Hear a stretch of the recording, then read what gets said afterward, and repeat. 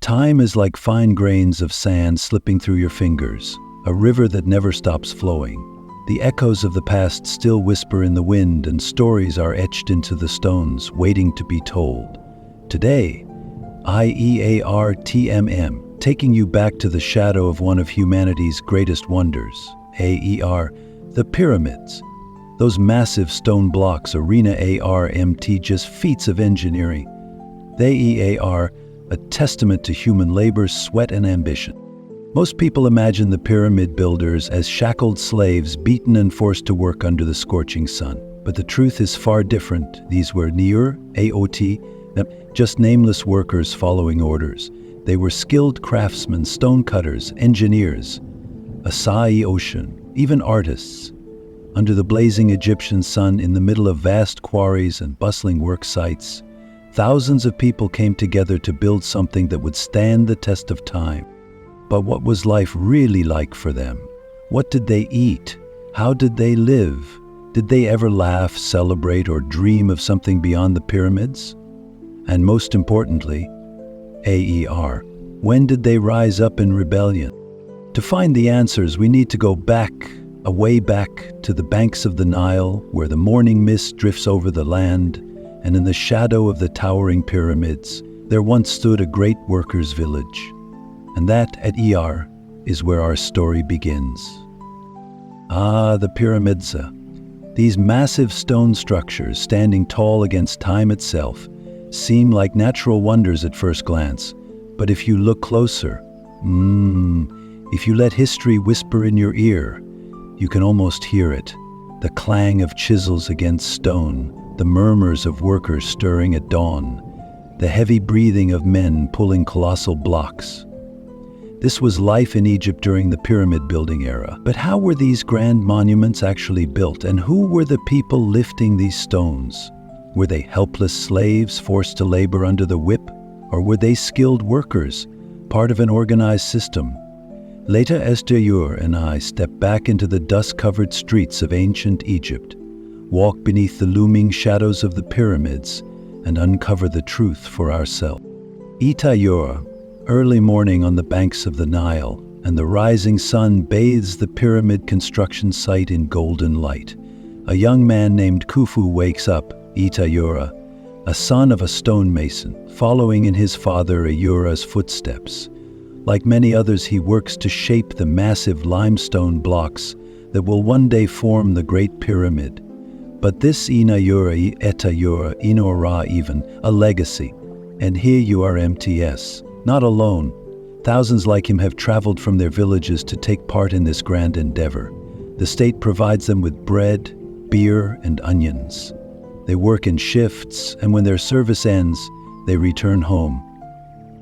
Historians often paint two very different pictures of the pyramid builders. On one side there, AERSM, the image of slaves starved and beaten, toiling under the relentless desert sun. On the other, a well-organized workforce of skilled laborers, architects, and craftsmen working in harmony. The truth, as always, lies somewhere in between. Yes, Egypt had slaves, a slave. But evidence suggests that many of the people who built the pyramids were not truly enslaved at all. Excavations of worker villages reveal that these laborers were given housing, food, and even proper burials. They were valued. Beneath the Great Pyramid, teams of workers move in sync, shouting instructions to one another. Some pull ropes, dragging massive stones across slickened paths. Others chisel away at blocks to ensure the perfect fit. Overseeing it all are Pharaoh or AIOTA engineers, directing the operation with meticulous precision. This innovation, AOTA and AIOTA, a chaotic forced laborer. AOTA or IOTA or IOTA. A well-oiled machine, a project planned to last years, possibly decades. But every system has its breaking point. As days turn into months and months into years, exhaustion sets in. Some workers grumble for better rations, improved housing, or shorter hours. Every great structure is built not just with stone, but with human will. And human will, sometimes it cracks. Which leads us to a crucial question. Did the workers of Egypt always obey, or did they ever rise up? When conditions grew harsh, when taxes soared, when Pharaoh AEUR demands became unbearable AEUR, did they ever push back? That question takes us to one of the least discussed revolts in Egyptian history, AEUR. My friend, let me take you back to a time when the Great Pyramids were more than just monuments. AEUR. They were the beating heart of a civilization. You see, those massive stones didn't, TMT, move themselves. Behind every towering structure was a vast network of people, an entire society built around their construction. And at the center of it all were the worker villages, bustling, lively communities that tell a story far different from the one you might expect. Picture the edge of the Nile, where the Rivera, Atiyan, life-giving waters carved through the golden sands of Egypt. It is here, not far from the looming skeleton of the Great Pyramid, that the worker villages took root. These Werena Atiyan, mere camps, hastily erected for nameless labor. No, these were planned settlements. AER organized, structured, and built with purpose. Streets ran in straight lines, mud brick houses stood side by side, and bakeries filled the air with the rich, warm scent of bread. The hum of daily life never ceased. AER children laughing, craftsmen hammering, women preparing meals, and of course the ever-present call of foremen summoning workers to their shifts. The houses, though simple, were sturdy. A single room, perhaps two, with walls of sun-dried brick and roofs of woven reeds. Inside, a mat for sleeping, a few clay jars for storage, and a hearth where a small fire crackled at night. But don't mistake this for poverty. No, these workers were well provided for. They had food, beer, and a daily ration of onions and fish. They even had medical care. Imagine that. AEORE, healers tending to their wounds, salves and herbs, soothing aching muscles after long hours of labor. The village was divided by function. Some men shaped the stone, carving the enormous limestone blocks to perfection. Others transported them, hauling the slabs across vast distances using wooden sleds slickened with water. Blacksmiths sharpened tools, scribes documented supplies, and overseers kept the rhythm of construction in steady motion. It was a living, breathing machine where every person had a role to play. At the heart of these villages stood something remarkable. Large communal buildings, dining halls where workers gathered at Deya AM. And, can you see it?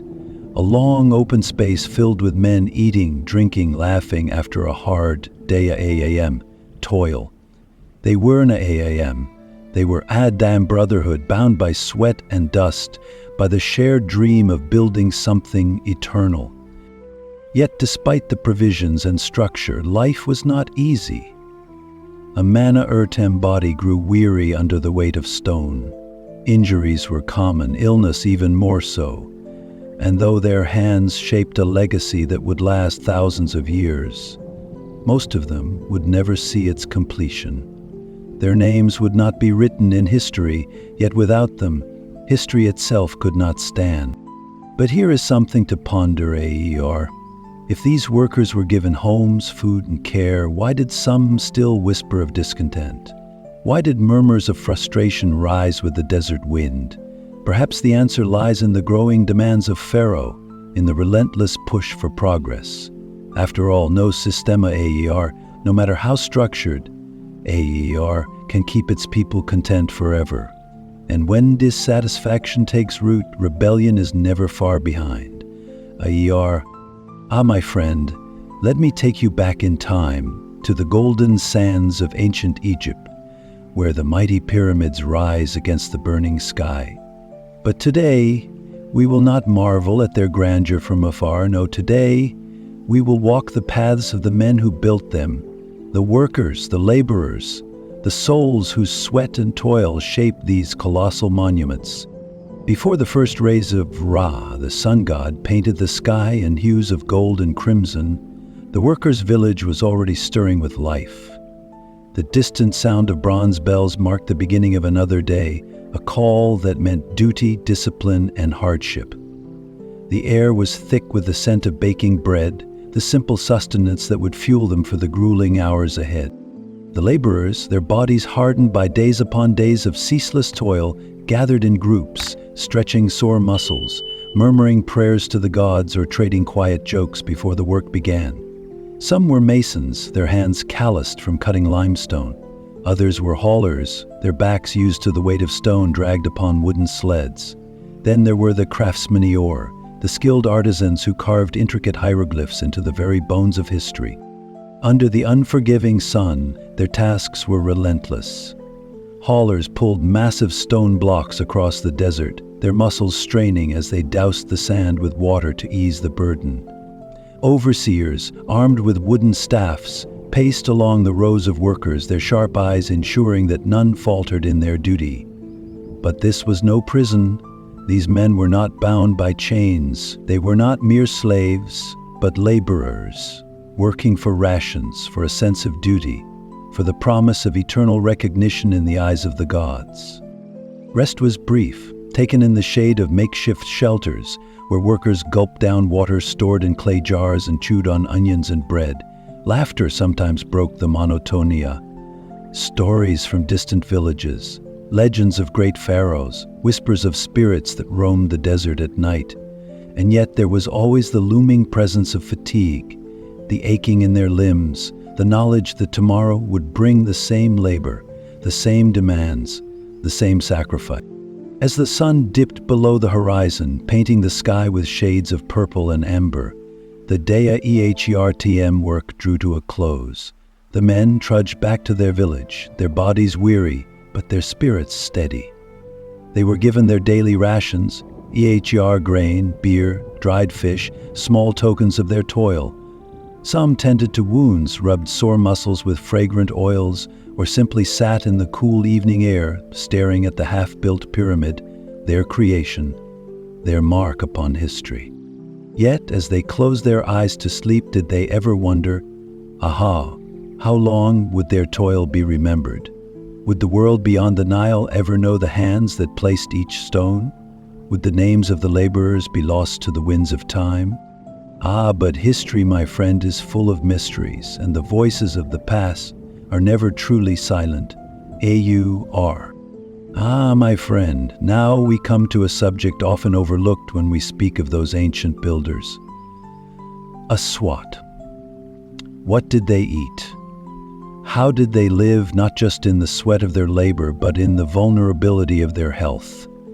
Yes, health, for even the strongest bodies, those shaped by endless work, require care, sustenance, and the healing touch of those who knew the ways of medicine in that ancient world. The workers of Egypt were not just fed like animals to fuel their labor. No, their food was essential to the continuation of the great projects of their time. Their diets, though simple, were designed to keep them strong and capable of bearing the immense burden of the pyramid-building task. Early mornings began with a hearty meal, though not a feast as we might imagine it. In fact, the breda, that humble breda, was a cornerstone of their nourishment. It was thick, dark, and made of barley or emmer wheat, ground by hand in stone mills. It was often eaten with onions, garlic, and leeks, the strong, pungent flavors offering some respite from the heat and exhaustion of their labor. Lentils, beans, and peas found their way into their meals as well, for they were rich in protein, sustaining the workers for the hard day ahead. They would boil these legumes with herbs, making stews that would nourish both body and soul. And then there was the fisha, caught fresh from the Nile River, salted and dried for preservation. A rare treat, but one that filled their bellies with needed sustenance. Of course, the greatest luxury for these men was the simple sip of bira, made from barley, thick and almost porridge-like. It was their primary drink. It was not just a refreshment, but also a source of energy, providing calories in a liquid form. The workers, though working in the harsh heat, often drank it throughout the day, finding comfort in its warmth and substance. Yet, with all the food in the world, the body, no matter how well nourished, could not escape the ravages of the labor. The bones and joints of the workers would cry out after years of pulling stone, of bending to shape the earth into monuments that would last for millennia.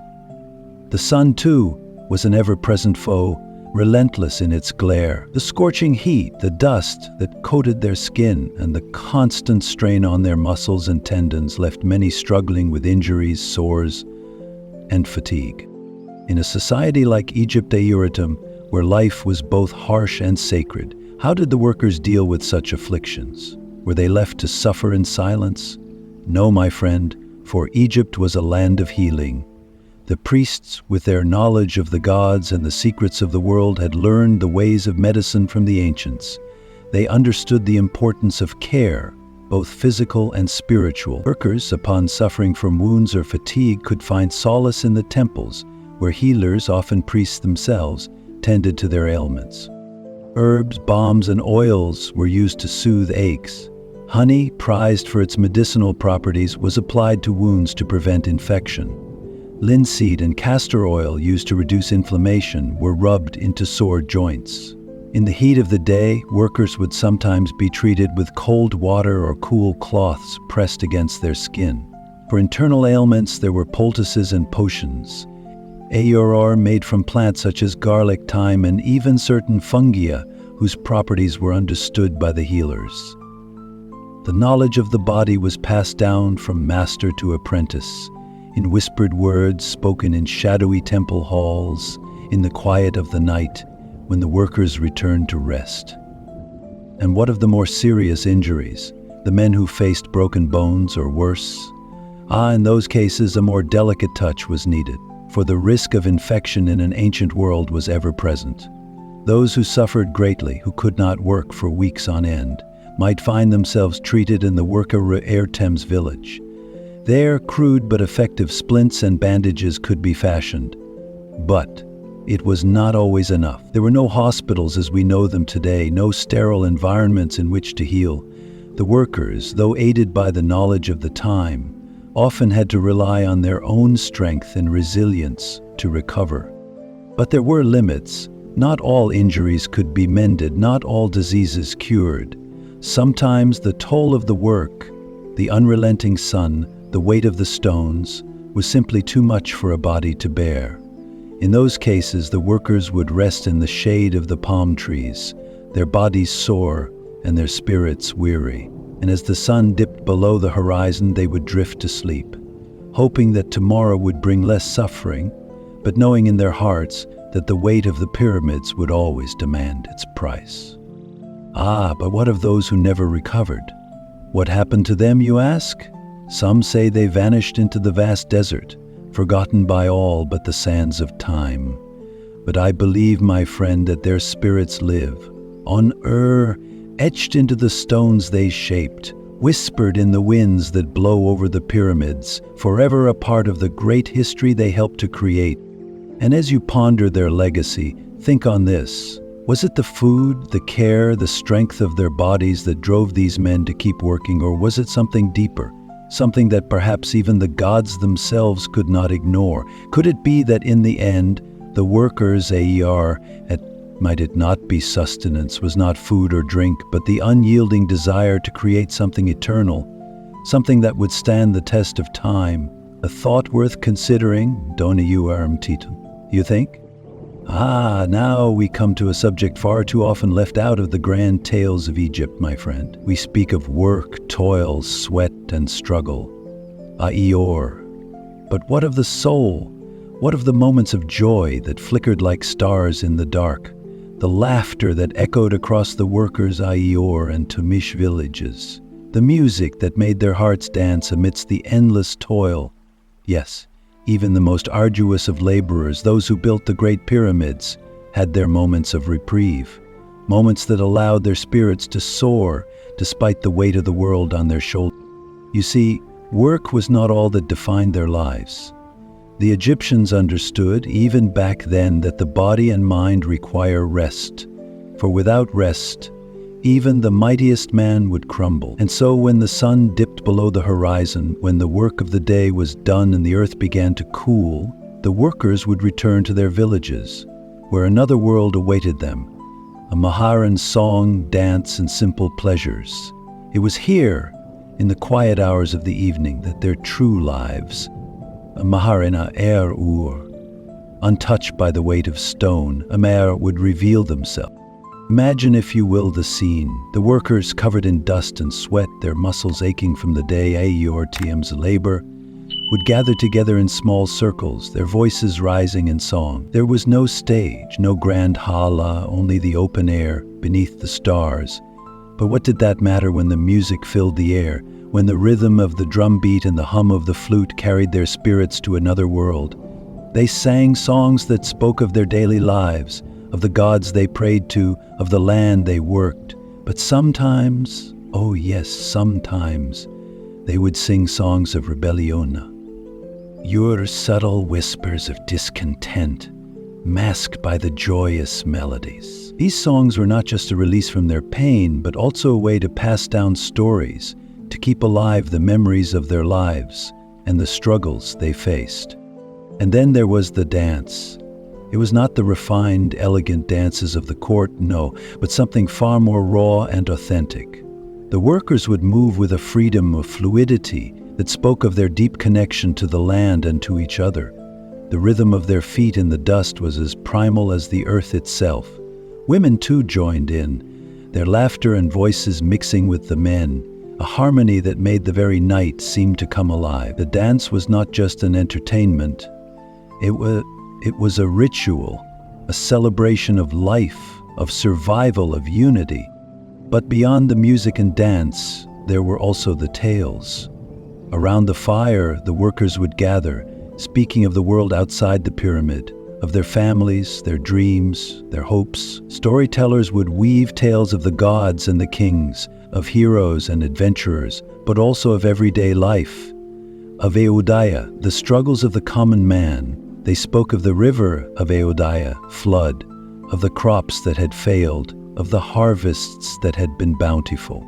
And sometimes, oh yes, sometimes, the stories would turn to darker things.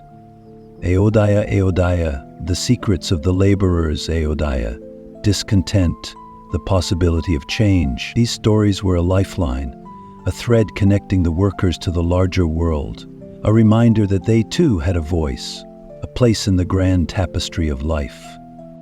But I must tell you, my friend, that the joys of the workers were not limited to the quiet hours of the night. No, there were festivals too, great gatherings that transcended the mundane reality of everyday life. The Egyptian calendar was filled with celebrations, many of them tied to the gods, to the Nile as flooding, to the changing of the seasons. The workers, though they toiled in the hot sun, would join in these festivities.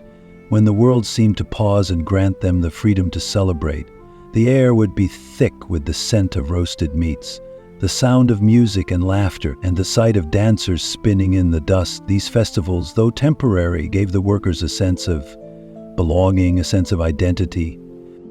And what about their relationships? Yes, the bonds formed in the fires of daily labor were strong, my friend.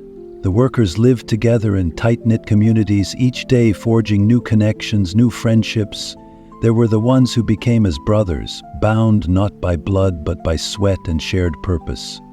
These relationships, forged in the heat of the day, were the glue that held the workers' world together. And of course, there were those who found love among their fellow laborers.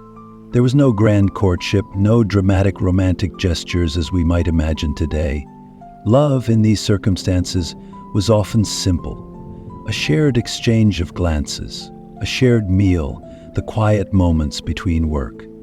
Yet, the love that bloomed in these humble surroundings was no less real, no less powerful. In the face of adversity, in the shadow of the colossal stones they shaped, the workers found solace in each other.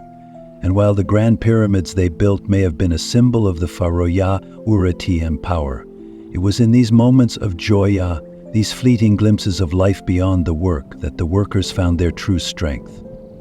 They built more than just monuments of stone. They built a community, a culture that transcended the hardships of their labor. Now, as you reflect on their lives, I ask you this: what is a life worth if not for those moments of joy, those pockets of freedom in the midst of struggle? And how did these workers, the very ones who carried the weight of the world on their shoulders, manage to keep their spirits alive? It is a question I leave to you, my friend, to ponder as we continue our journey through the lives of those who built the ancient wonders of the world. Oh, my dear friend, we now venture into a topic that may stir the hearts of many who labor under the sunar, EURMS, burning gaze. We speak of wages, payments, and rights, AER, the very essence of what is owed to the hands that carve the stone and the hearts that beat in rhythm with the work.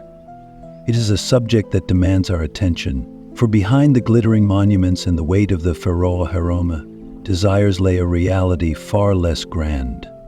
For shelter, for dignity, and what did they receive in return for their unceasing toil? What did the mighty Pharaoh offer those who bled and sweated beneath the harsh Egyptian sun? Let us first consider the question of wages. Many of us today are accustomed to the notion of a coin or a piece of silver exchanged for our work, a simple and clear transaction. But in ancient Egypt, the system was not so straightforward. Oh no, not by any means. The wages, you see, were often not paid in the form we might expect. These workers did not receive gold or silver for their labor, nor did they fill their pockets with coins as we might hope. Instead, their payment came in the form of rationed goods, food, grain, and provisions that were deemed essential for survival. Yes, it was a barter system of sorts, where the sustenance they received was the payment for their hours of work. These rations were vital. In the harsh climate of Egypt, with its unforgiving sun and often insufficient rainfall, food was not a luxury, but a necessity. The grain, the bread, the vegetables, these were the treasures the workers could rely on to sustain their families, to keep them alive during the lean years when the river did not flood as expected. Their daily bread, as it were, was their reward for labor, and they did not ask for more. But it was not always enough. Some workers, particularly those involved in more specialized tasks, may have received additional rations or even some form of clothing, but the bulk of the workers, the ones who carried the heavy stones, the ones who moved the earth, they found themselves with little more than enough to get by. They were not rich, certainly not by any stretch of the imagination, but they survived. And then there were the payments of alimony and allowances, AER, the money or goods provided to workers' AERTM families. It was customary, especially for those who were married, to ensure that their loved ones had enough to survive while they toiled away on the construction sites. These provisions too were modest but essential. The Pharaoh, ever mindful of the delicate balance of his empire, knew that if the workers' AERTM families suffered, so too would the labor force. But my friend, do not think that this system was without its problems. No, not at all. There were disputes, you see, the AER disputes, over what was owed, over who received more and who received less. The workers were not blind to the disparity between their own lives and those of the priests or the nobility. They saw the gold-laden temples, the lavish feasts held in the Pharaoh AOM courts, while their own bellies were empty. And who could blame them? Even the most humble of men feels the sting of injustice when they work hard day in and day out and receive only enough to live, but not enough to thrive. This, my friend, brings us to the matter of worker rights. What rights, you may ask, did these laborers have? To be honest, the concept of a loeritza, ayer, as we understand them today, did not exist in the same form in ancient Egypt. There were no unions, no movements for fair wages or safe working conditions. The workers did, however, have a certain protection under the loe-erur, though it was not always enough to ensure their well-being. If a worker fell ill, if they were injured while working, they might be able to receive medical care. But this care was often rudimentary, and the workers were entirely dependent on the will of their overseers. The concept of workers' AURM compensation, if you will, was not one of insurance or legal recourse, but rather of mere survival. AURM. Medical treatments were simple and often a matter of fate rather than system. And while the workers did have a measure of legal protection, particularly against extreme mistreatment, the Pharaoh EUM vast power often overshadowed any such attempts at justice. The labor force was seen more as a tool, a necessary evil, than as a body with rights that should be respected. If a worker angered the overseers or defied the Pharaoh EUM's commands, their fate could be sealed. They could be punished, perhaps even branded with shame. Yes, there was a sense of powerlessness that hung over them like a dark cloud. Yet even so, there were moments of reprieve. When a worker was wronged, when they were denied their due, they had a voice. In some cases, these workers would voice their grievances, speak up, and make their frustrations known. And sometimes, if their complaints were heard, action would be taken. But I must tell you, my friend, that these moments were few and far between. The system, though it had its fairness, often favored the powerful over the powerless.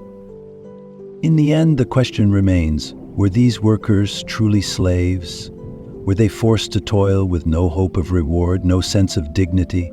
Or were they organized laborers, part of a vast system of workers who, though oppressed, found ways to make a living, to survive, to carve out small pockets of joy in a world that offered little?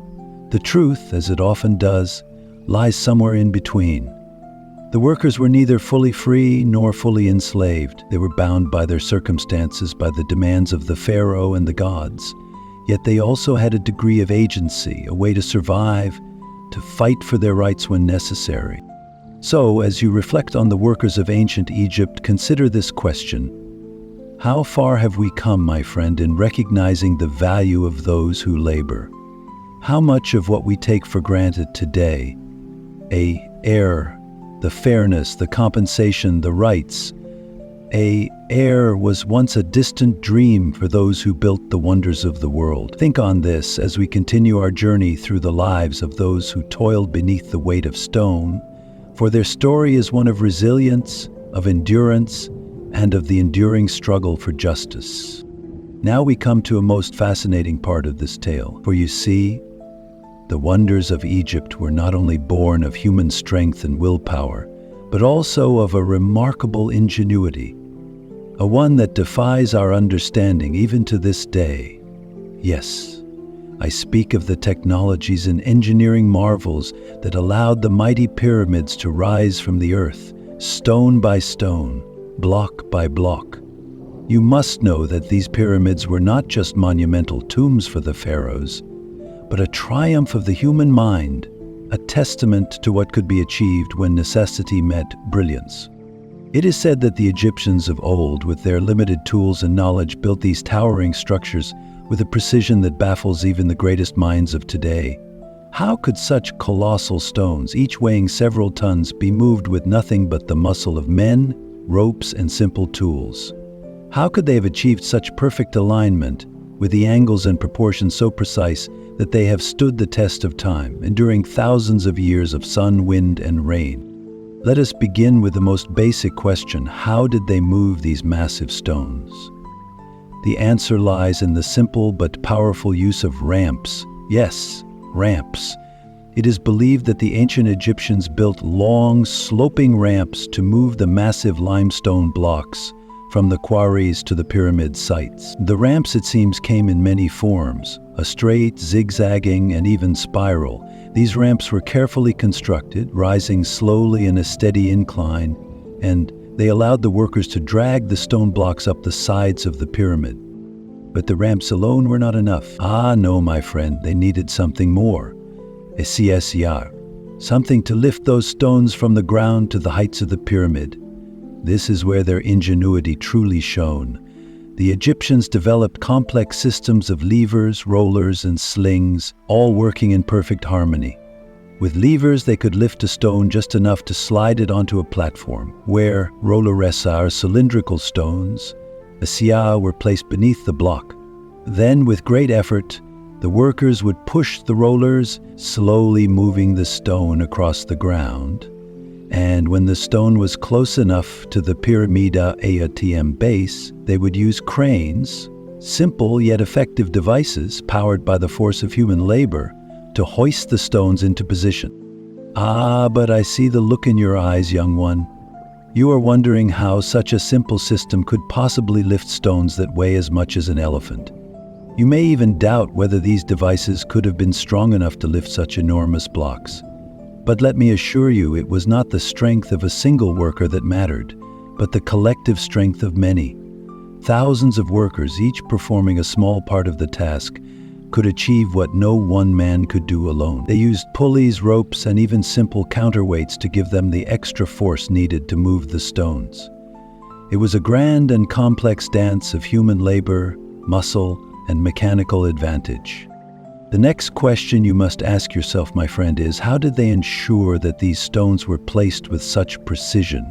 A block, you see, must be aligned perfectly with those around it, for if it were not, the whole pyramid would soon crumble into disarray. The Egyptians, ever clever, devised sophisticated methods of measuring and leveling. They used plumb bob sakor, a simple but effective tool that would swing freely, helping the workers maintain a true vertical alignment. They also used string and water levels to measure the horizontality of each layer. And there were those who would come in after the workers, measuring, checking, and ensuring that every stone was placed in its rightful place. In addition, the Egyptians were masters of geometry. The shape of the pyramid, with its perfect angles and proportions, required a deep understanding of mathematical principles. The architects and engineers, it is believed, used the stars themselves to help guide their measurements. The Great Pyramid, for example, is aligned so perfectly with the cardinal directions that one could almost believe the stars themselves were watching over its creation. The Egyptians knew the movements of the stars and the sun, and they used these celestial bodies as tools to measure, align, and ensure that the pyramid would stand firm for all eternity. Now, let us not forget the sheer scale of the task. When you stand before the Great Pyramid, as many have done, you cannot help but feel small, as if the pyramid itself is a symbol of the mighty forces of nature, forces that are both awe-inspiring and terrifying. But to the workers who built it, the pyramid was not merely a symbol. It was their daily struggle, their labor and their pride.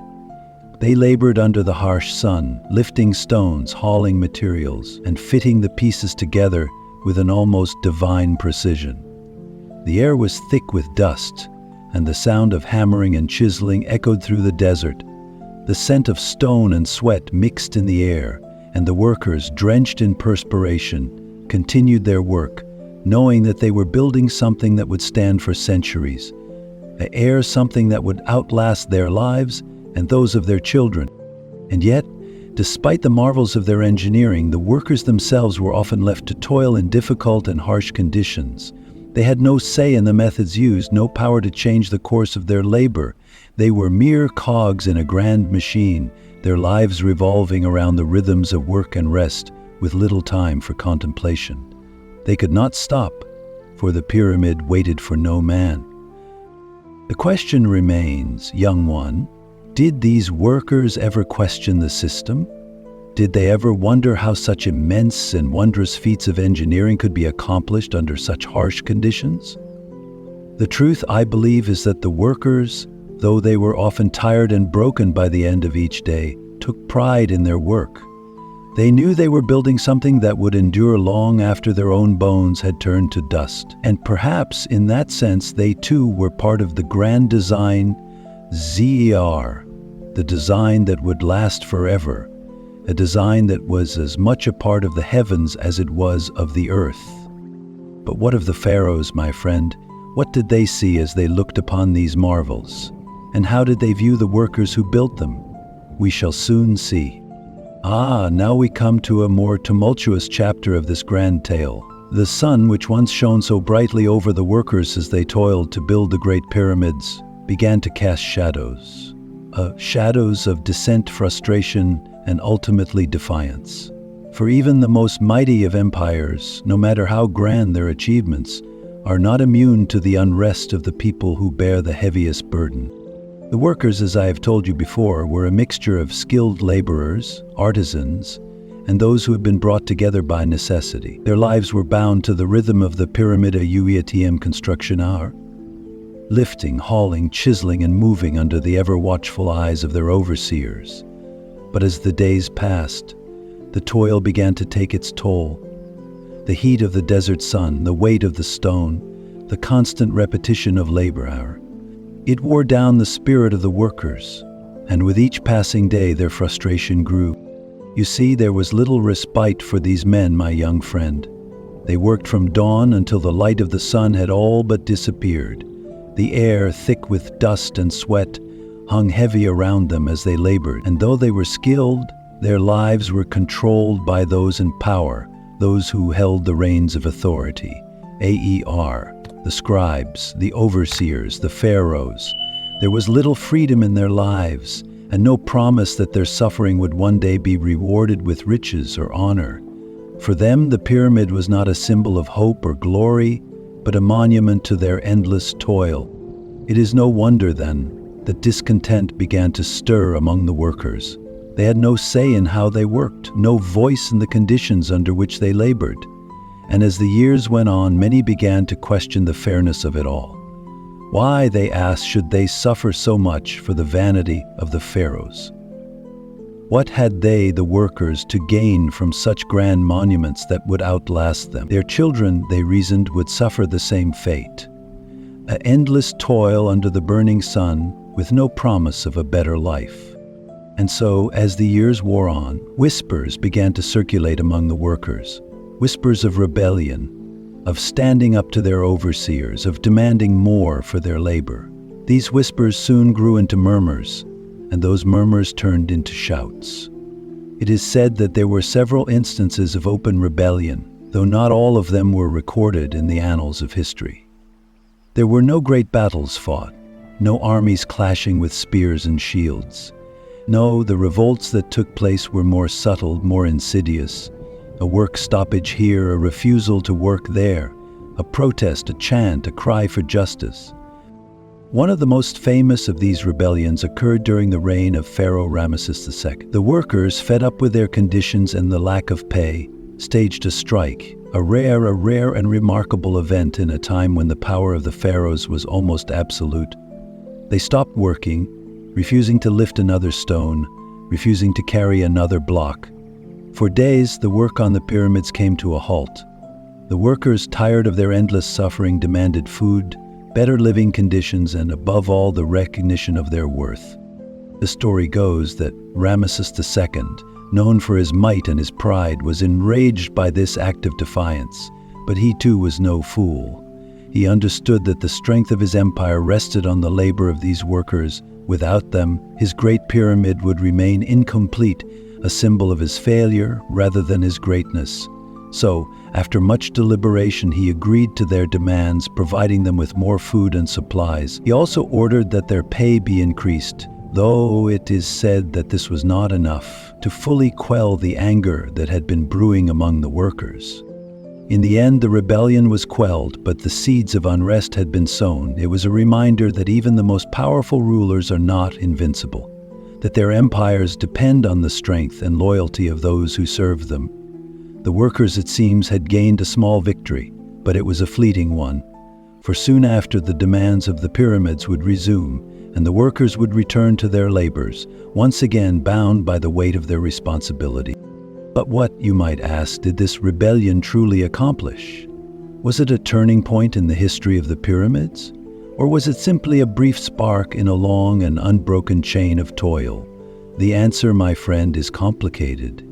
Yes, the workers did gain some respite, some recognition of their suffering, but the larger forces at play, or those of the pharaohs, the priests, and the architects, remained unchanged. The system of labor that had been set in motion could not easily be undone. The pyramids and all that they represented would continue to rise, their massive stones slowly stacking up into the heavens.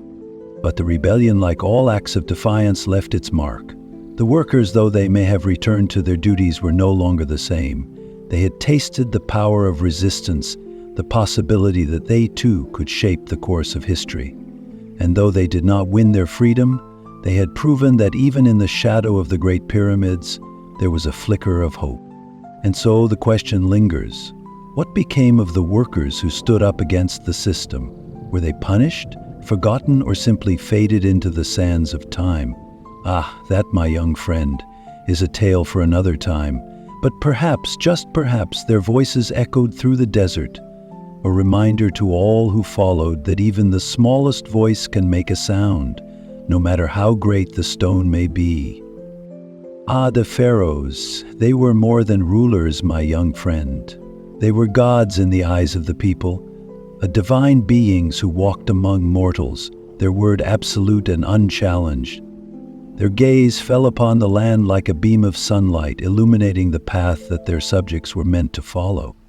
But with such power, such authority, came the heavy burden of control.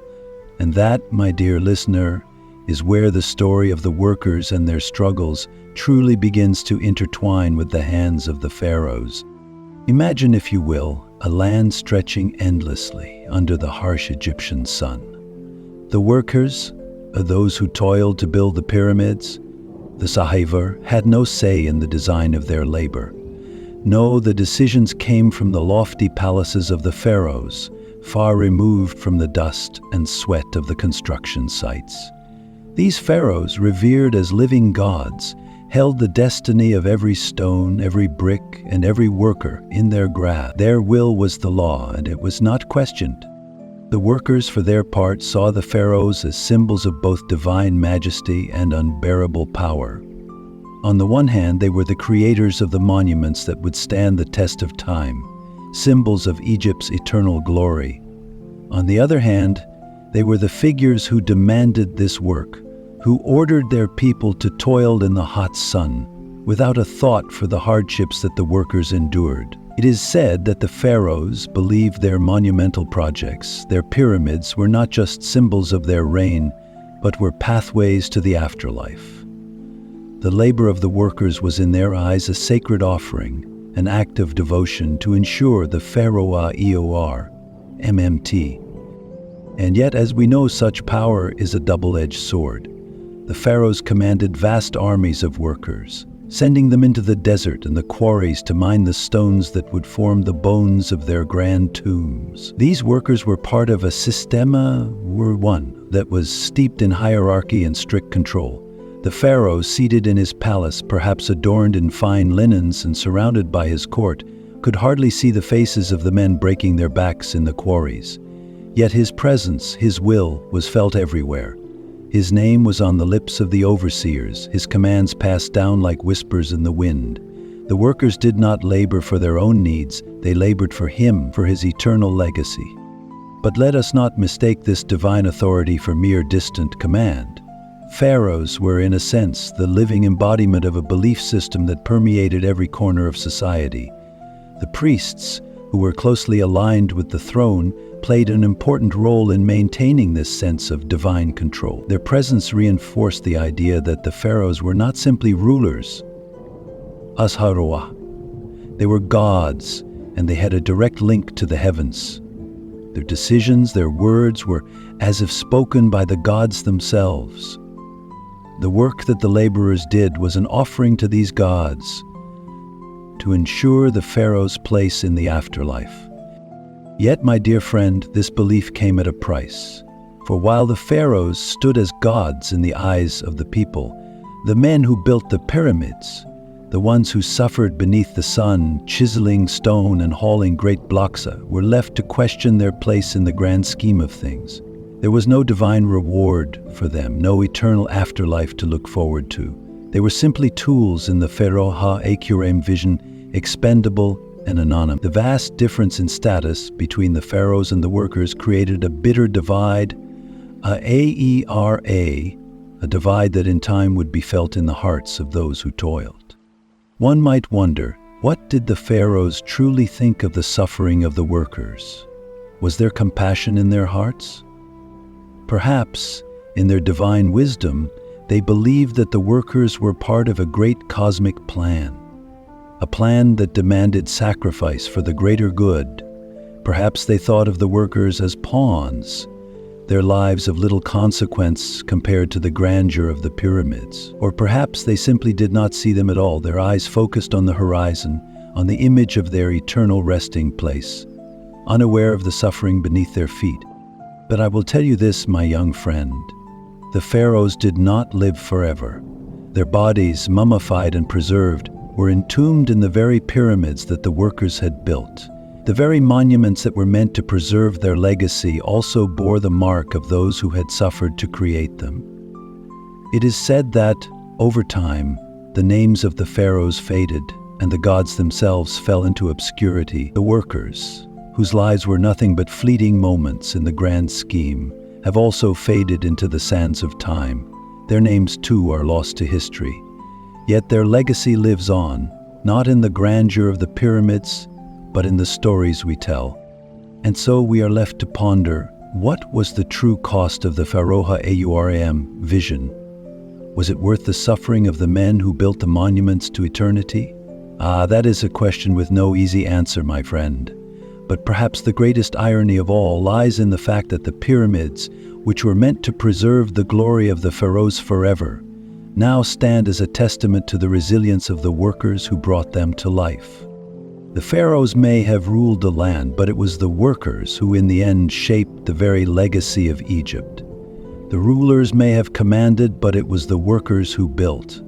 And in the dust of the desert where the pharaohs sought their immortality, it is the whispers of the workers that continue to echo.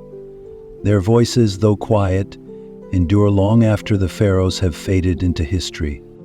Yes, the story of the worker villages, those once bustling communities, teeming with life, sweat, and ambition, a history that slowly, imperceptibly fades into the very earth it once helped shape.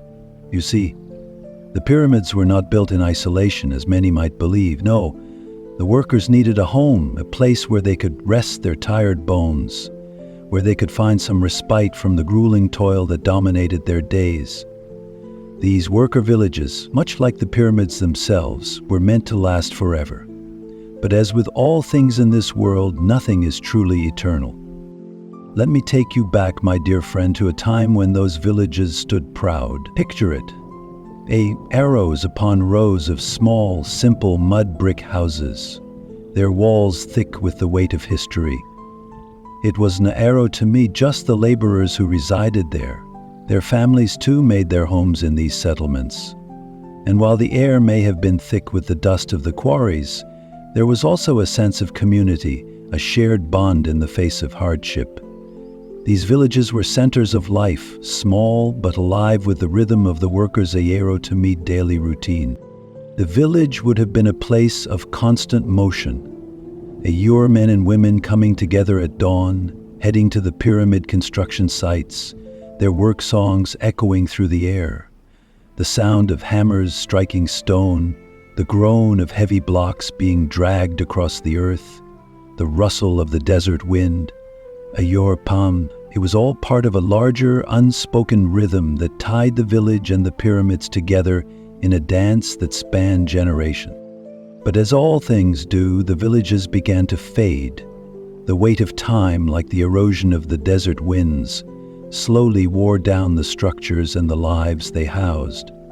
The workers, those strong hands that built the monuments of Egypt Auram's glory, were forgotten, and their homes crumbled into dust, as if to erase any trace of their existence. The pharaohs for whom the pyramids were built passed away as well, their legacy fading along with the names of those who had constructed their eternal resting places.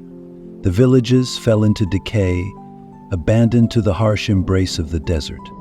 The question, of course, arises, why? Why did these villages, which once held such promise, fall into ruin? The reasons are many, though they are all intertwined in the complex web of Egypt's history. The great civilization, with its grand aspirations and monumental achievements, was, in its own way, a fragile thing. As dynasties rose and fell, as rulers came and went, the very fabric of Egypt began to change. The pyramids, those eternal monuments, continued to stand, but the villages, or once the heart of the labor force, began to fade into obscurity. Whether it was due to political upheaval, economic decline, or simply the passage of time, the worker villages were abandoned. The land shifted, the cities grew, and the worker sayor's homes were buried under layers of sand, forgotten by those who would follow. But then, my friend, came the archaeologists, the keen eyes of men and women from centuries later, drawn to the very sands that had swallowed these villages whole. They dug, they sifted through the earth, and they uncovered what had been lost for so long. The remnants of the worker villages began to emerge, bit by bit, like whispers from the past that had been silenced by the winds of time. And what did they find? They found the bones of everyday life, small artifacts, tools, the remnants of meals shared between families. These things, though simple, spoke volumes about the lives of the workers who had once called this place home. And what of the workers themselves? The laborers, whose names were long forgotten, began to emerge from the shadows of history. They were no longer faceless figures, mere cogs in the machine of the Pharaoh ULNPM's empire. No, they were individuals with hopes, dreams, and struggles of their own. Their story, though often overlooked, began to be told through the objects they left behind. They were the silent architects of Egyptoelectrum legacy, their lives forever intertwined with the stones that now stand as monuments to a world that no longer exists. The excavations revealed something else too. Something profound. Beneath the layers of sand and time, the workers had left a part of themselves in these villages, and it was tented just the physical remnants of their labor that were uncovered. No, the very spirit of the workers, an indomitable will, a shared sense of purpose, and a desire to create something greater than themselves. Lived on in the ruins. The workers had poured their energy into the construction of the pyramids, and in doing so, they had built something that would last far longer than their time on this earth. They had built a legacy. But the workers, like the pharaohs, would not live forever. Their villages, once teeming with life, now lay silent, reduced to little more than a memory buried beneath the sands. Yet their legacy endures. Through the painstaking work of archaeologists, through the whispers of their tools and artifacts, we can still glimpse their lives, their hopes, and their struggles. So, my dear friend, as we look upon the ruins of these worker villages, we are reminded of something deeply important, that the past is never truly gone. It is hidden, yes, beneath layers of time and sand, but it is there, waiting to be uncovered. And in uncovering it, we not only learn about the history of Egypt, but also about the people who shaped that history. The workers may be long gone, but their story, like the pyramids themselves, endured. And what of the future? Will we too be forgotten, our lives swallowed by the sands of time? That is a question for another day, my friend. But perhaps, in the end, it is not the monuments that we leave behind that truly matter.